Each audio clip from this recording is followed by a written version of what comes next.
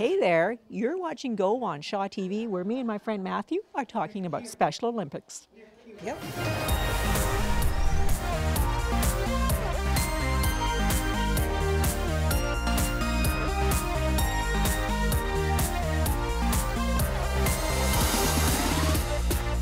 Well, hello there. You are watching Go, and we are here at Connections because we're talking about some very special athletes, the Special Olympics athletes. And I'm here with Ann Evans to tell you a little bit about it. But before we talk to Ann, I'm going to ask this good-looking crew what sports they participate in. Matt, what Special Olympic sports do you participate in? I used to play basketball on Monday, and curling, track and field, and body. Holy smoly, you're a busy guy, Matt. How about you? What do you take part in? Curling, bowling, used to be floor hockey. You are all so busy. And Ellen, what do you take part in? Bowling, swimming, and bocce if it's not too hot in the summer. But you know what? This crew could put you all to shame because they are busy all year round with Special Olympics, and that's really what Special Olympics does, isn't it? It has sports all year round. Yes, it does. Now, you've been involved for years, Anne. Why do you care about it so much? I've belonged to Special Olympics for over 30 years because it's brought such joy to my life. I've seen such growth in our athletes. Belonging so long, I've seen them grow from children into adults. Some of them refusing to even come into the bowling alley, afraid to join a team or bowl, and now they're on a team with their teammates and have made friendships. They've traveled. One fellow in particular, who would not even look people in the eye, has gone on to the nationals, virtually stayed with strangers and a strange coach for a week, coming home with medals, which was the bonus, but coping for that time. I've seen growth in our volunteers. Some of them I've recruited and they've been at low times in their life, and it's brought them joy. Their families are involved. I've seen such joy it's brought to so many people. It's amazing because folks out there don't see that. I'm lucky enough. I get to go out and see these guys bowling and curling and playing basketball. They have so much fun. And as you say, it changes their lives. It does. It really gives them a purpose. It gives their families who are floundering and thinking, what is my child going to do when they grow up? I've seen young men with behavior problems that we do not accept grow from a young fellow that might have been on the streets to a fellow that met his wife through Special Olympics, has children, has a job, is a functioning adult in the community, also enjoying his sports and traveling with the teams. Well, it's just such a heartwarming story. Over 30 years, and good on you for volunteering. That's a lot of volunteer years. And let me tell you, everything that Special Olympics does in the Alberni Valley is done by volunteers. Everything is paid for through fundraising. We're going to talk about that in just a minute. But before we go any further, we're going to meet some very competitive curlers. You might know something about that. Since when does throwing rocks become a family profession? We have my sons Cody and Michael. They're athletes, so they're out there curling. And Bill is a coach, and my sister Susan is also a coach, and her two sons, Bryce and Tyler, are athletes as well. So it's really a family affair. The Scobie Booth family cherish the time they get to spend together at the curling rink. Curling is a great sport. It's very social, and it's active as long as you're sweeping. So yeah, it's a very enjoyable time. Bill and I have been curling for about 20 years, and I think Cody and Michael have been curling for probably close to 10. And over the last few years, with help from their curling family, Michael and Cody have become quite a force to be reckoned with. They've actually been playing for about 8 or 10 years, so they've been in a lot of competitions, so they're pretty good at it. They play it down quite well. We went to Kamloops last year and curled really well. We won every game except the final. We made it to the gold medal and lost. But this year is huge for the Booth brothers. They've been selected for the Special Olympics national curling team. So there's 22 teams from across country, 4 of them from here in BC. And they're spread out pretty much across the country. But the boys were picked up because they were a couple of the best players available. That's right.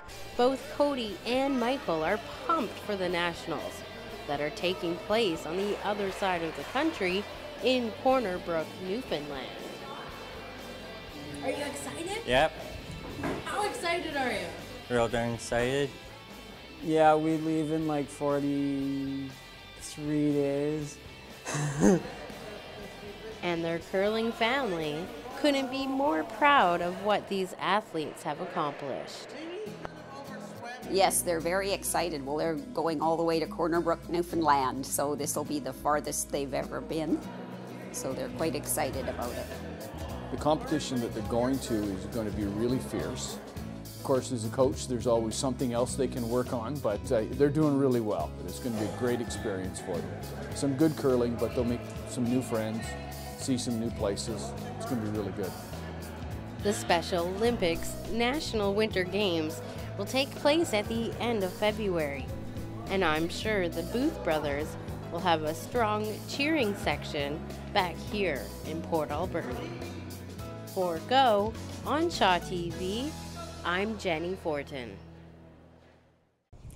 Every community has its stories to tell. The news, the events, the people that define its identity. And until recently, Port Alberni had a daily newspaper to help tell those stories. But late in 2015, that newspaper shut down, leaving a void, and leaving its editor, Eric Plummer, convinced that there was a way to fill that void. I remember one day I was talking about that at a party, and then a few days later, Alicia told me that she had started this site. She had designed it. I saw it. It was beautiful, and I was excited because this was a format that I was looking for to continue to write about local issues. What graphic designer Alicia LaRue was describing was a website. And once Eric got involved, that website blossomed into Alberni Thrive, an online newspaper of sorts that publishes editorial-style articles daily. Yeah. Feedback has been amazing. We've had people from all over Port Alberni, but not just. The interesting thing is it's also been well noted from people outside of the community. 65% are actually from Port Alberni. The rest are from all across BC, Canada, and the world. And last month alone, over 7,000 viewers. There are a lot of reasons why Alberni Thrive is gaining readership so quickly. It's attractive and eye-catching, provocative and well-written. But more than anything, it's the passion that Alicia and Eric and the writers feel for the subject. That's why there was the ripple effect from that and from Alaska. For me, this is something that, you know, I get up at 5 in the morning just to see what articles we have, and then I work around on the website, and it's kind of like a passion and experiment to see how many viewers we can get, but also to engage the local community. It's engaging the community, but it's also allowing Port Alberni to see itself through the eyes of newcomers. People who weren't born and raised in the Alberni Valley, but rather who chose it as their home. Oh, cool. I have the benefit of seeing different communities. There's this critical period that Port Alberni is going through right now where it's trying to rediscover itself. And there's a lot of discussion about what works for Port Alberni, what's great about Port Alberni, what needs to be changed in Port Alberni. There's a lot of issues that are skirted under, and you know, we're putting that forefront and center. We're filling a void that that is missed in this community, and we're doing it in non-conventional ways, which I find really interesting. Part of what's unconventional is that they're doing this for free. There's no paid advertising on Alberni Thrive and no paid wall on the site. And although they do accept donations from their readers, they're determined to continue publishing regardless. It's fun. I'm not getting paid for it at this point, but for a writer, I feel like I am learning more and I'm developing more in this format. You know, I mean, the media is changing so much that no one really knows where exactly it's going. So this is part of seeing where we can take it. Well, they may not know where they're going, but after spending just a little bit of time with Alicia and Eric, it's pretty clear they're enjoying the ride. You can check it out for yourself by visiting albernithrive.com. For Go on Shaw TV, I'm Nancy Wilmot.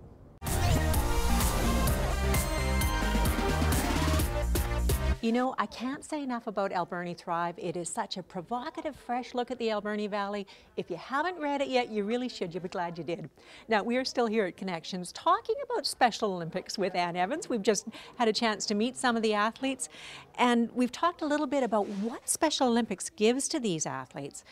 How is it paid for, Ann? It is totally funded by us volunteers raising funds.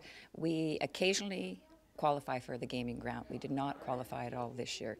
So we have to raise our total operating budget, depending on the year, $20,000 to $30,000, depending on the travel we do with our athletes. $20,000 to $30,000. That's a lot of money to raise in a small town.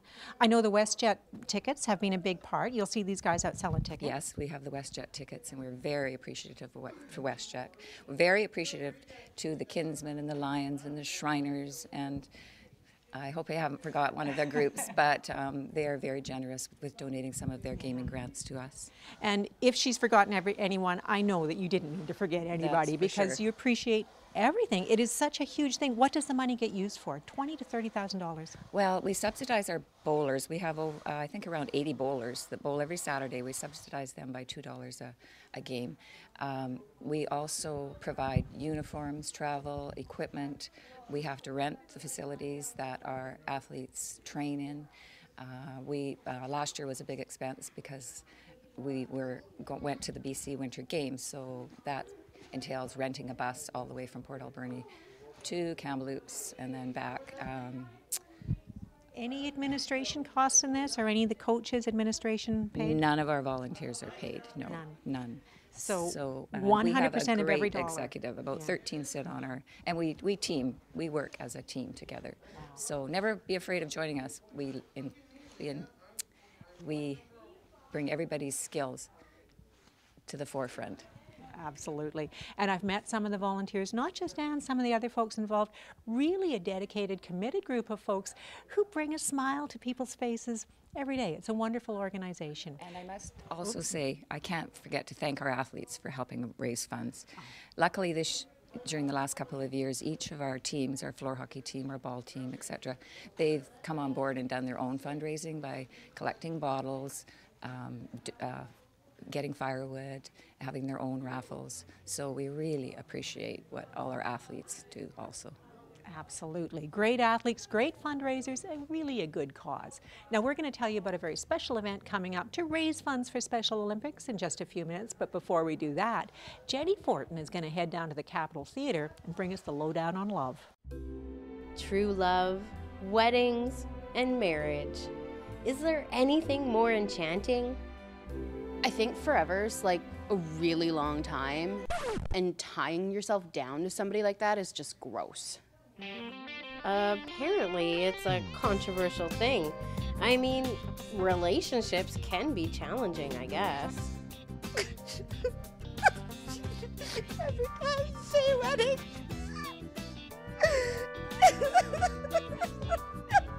But you've got to remember the key to any relationship is communication. Well, I believe in true love. I have a partner of 9 years who I love dearly. She's not here today, though. I'd say relationships, good or bad, new or old, are just part of human nature, aren't they? It just doesn't seem very sincere to me, and I'm just so sick of that song and dance. I'm just done, completely done. Well, okay then.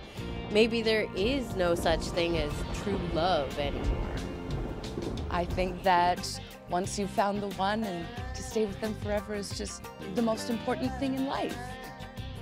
True love, relationships, and human nature. These are just some of the reasons why Naomi decided to take on this character-driven play at the Capitol Theatre.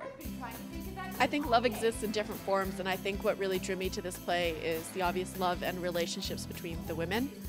I think there's a lot of emphasis in our society put on true love and the idea of romance, but some of the most rewarding relationships in our lives are those with family and those with our friends, and they're messy and they're funny and they're drawn out, but they're significant and they're important, and I think that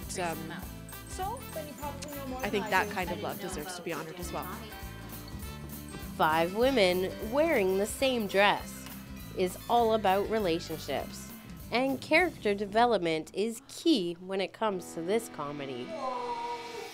We're all wearing the same dress because we're bridesmaids, but it's interesting because we're all so very different as people. We all have different views on the world and different ideals, and we get to bring those little pieces to the characters, which make it a lot of fun. They're all very, very different characters, and it's neat how they come together at the end when they couldn't be further apart kind of at the beginning. Some of them are friends, some of them have history, but they're definitely an eclectic group of women. It's just pure comedy when they get together. I didn't know what to expect when it came to auditions, and my socks were literally blown off. I mean, the caliber of people that we have on the stage here performing this show is amazing, and I'm so happy and proud to be a part of working with them. So mark your calendars and get your tickets now, because 5 women wearing the same dress is something you don't want to miss. For Go, on Shaw TV, I'm Jenny Fortin. Cha-cha cheese whiz!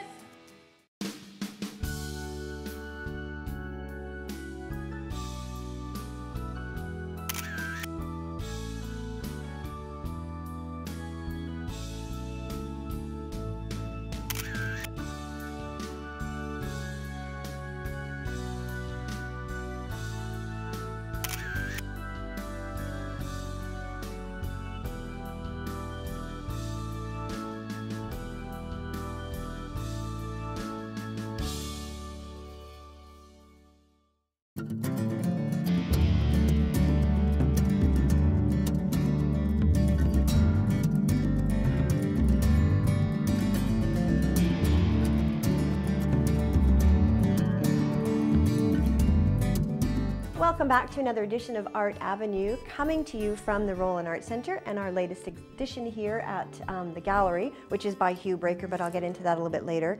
Art Rave is having a social, so an Art Rave social happening Tuesday, February 2nd at 7 p.m. at Shars Landing. And they're also having a call to artists, and that will be a deadline of March 18th, so mark your calendars. And there's more information online with the email you can send it to, but that's for a show that's coming up, an exhibit here at the Roland Art Center through our Solstice Arts Festival, and that is in June, so more information again for that event coming up.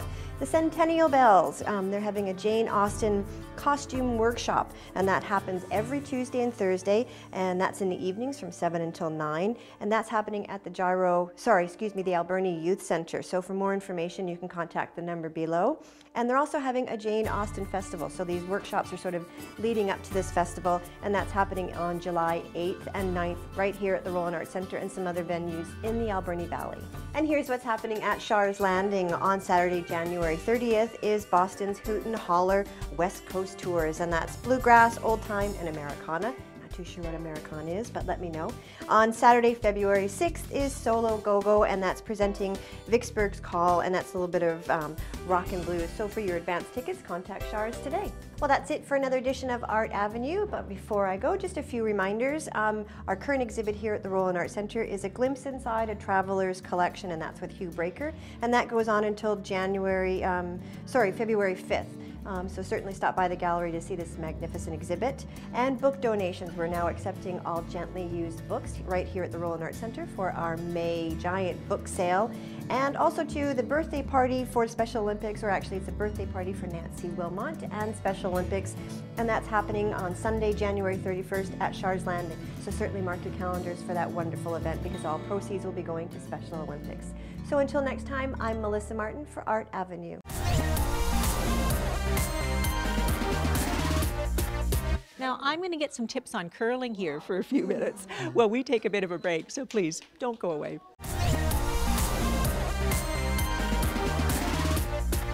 Well, welcome back. You are still watching Go on Shaw TV. We are still here at Connections talking about Special Olympics with Ann Evans, and we told you a little bit before the break, there is a big fundraiser coming up. We hope it's going to be big anyway. When is it? It's on January 31st at Shars Landing from 6 to 9 o'clock, and it's really going to be a rockin' time. A rockin' time. I know there are musicians lined up, so there's local musicians playing all night long. Some silent auction items? Yes, and there's a toonie auction and silent auction, and there'll be wonderful tapas that you can purchase for $5 a plate. and it is a fundraiser for Special Olympics. So, and everything is donated. The venue is being donated, the musicians, the food is all donated. So every cent goes to Special Olympics. That's pretty cool. And that's just wonderful. Now, we were talking about silent auctions. I know there are some good items. You know, Vast donated a garden bench, which is absolutely outstanding. You can see it at Shars Landing. You can give me a lowdown on some of the other items? We have a fishing charter from Corey Jones. He's one of our top fishermen. He actually won the fishing derby one year.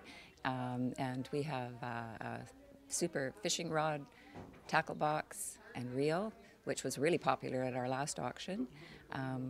I know there's various baskets being donated from local businesses. Local business and Potluck Ceramics. I know Potluck they donated. Ceramics, definitely beautiful. Absolutely.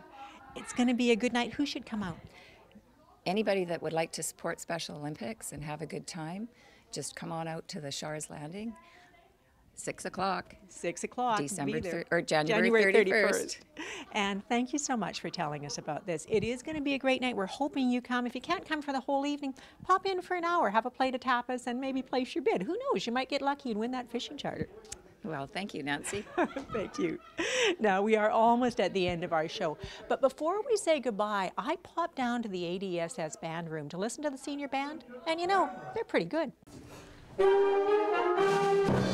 High school band class is almost a rite of passage for many students. It teaches discipline and patience, encouraging them to do their best within the context of a group setting, to strive for personal excellence even while remaining attuned to the efforts of those around them.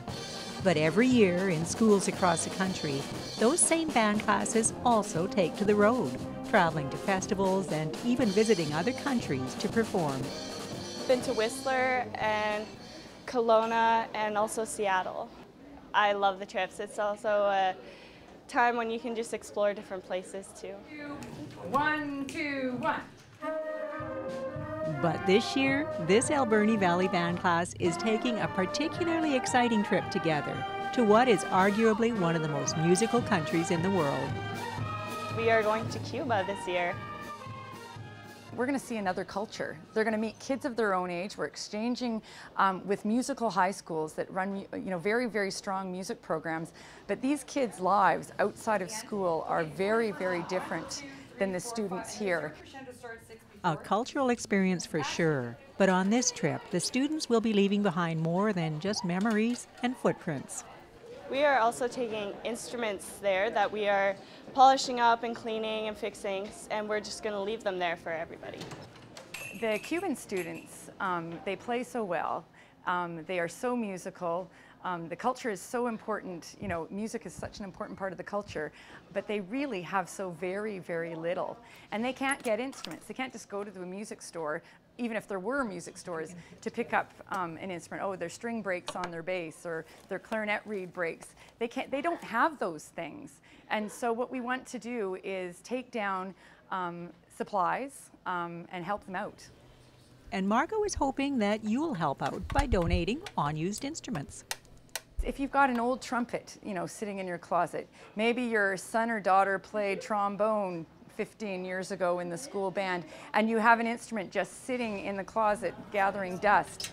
Well, I will get them refurbished, I'll get them cleaned up, and we will take them to Cuba and we will give them to the students. Anybody who has any instruments that they're not using or they don't want anymore, we would love them.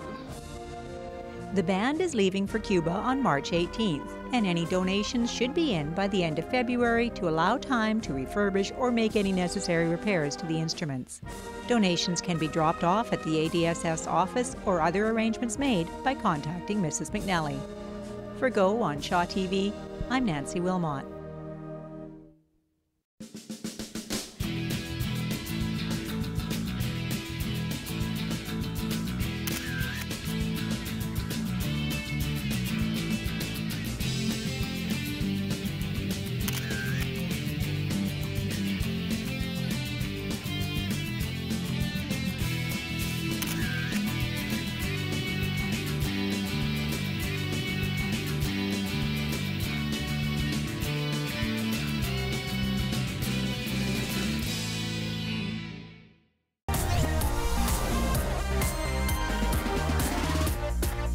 Well, that does bring us to the end of another go on Shaw TV. And you know, there is one thing I didn't tell you about the fundraiser on January 31st. It's actually my birthday party, so I'm hoping you'll all come out and help me celebrate at Shaw's Landing, 6 to 9. There will be all sorts of silent auction items, tapas plates, music all evening long with some of my favorite musicians, and a lot of fun. So I hope to see you there. Until we meet again, be good to each other.